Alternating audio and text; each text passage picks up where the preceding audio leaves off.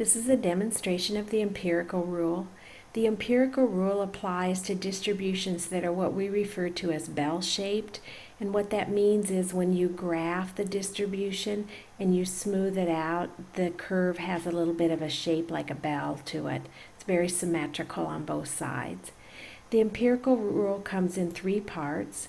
The first part says that if you graph this, and then you start at the center of the distribution at the mean, and you go out one standard deviation on the right-hand side of the mean, and then you go another standard deviation on the left-hand side of the mean, the empirical rule says that you'll capture about 68% of your data here, and you'll also capture about 68% of the area under the curve. So it tells us about how much of the data we capture if we go one standard deviation on either side of the mean. The second part of the rule talks about what happens if you go two standard deviations on either side of the mean.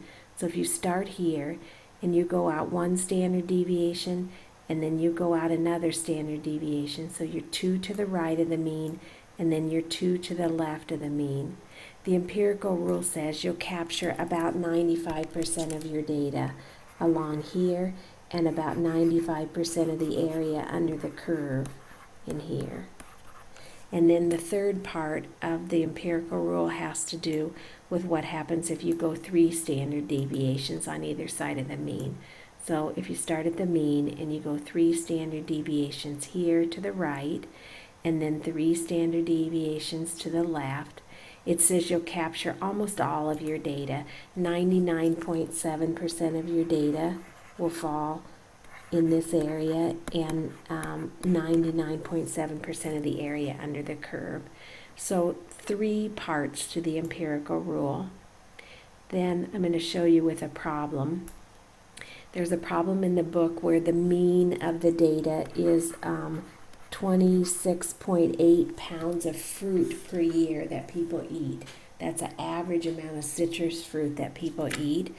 And the question is asking about what percent of the data would fall above 31, like about what percent of the people would eat more than 31 pounds of citrus fruit a year. They are telling us that the data is symmetrical and bell-shaped, and so we're going to use the empirical rule for this. And they're also telling us that the standard deviation is 4.2 pounds per year. Okay, so the first thing we're going to do is we're going to start here at the center, and we're going to see how far away this is. I'm going to try to figure out at what percent this is. So we're going to subtract 31 minus 26.8. So if you go 31 minus 26.8, you get 4.2. So this distance is 4.2. That also happens to be one standard deviation. So this distance from the mean over to 31 is one standard deviation. If we would go one standard deviation to the left here, so if we go here, the empirical rule tells us that in this area right here, one standard deviation on either side of the mean, we capture about 68% of our data in here. That would leave, if you have 100% under the curve and you take away the 68% in the middle, that would leave 32%.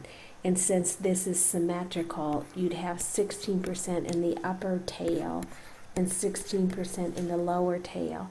So the answer to this question, they're asking what percent of the people would eat more than 31. They're asking about up this direction.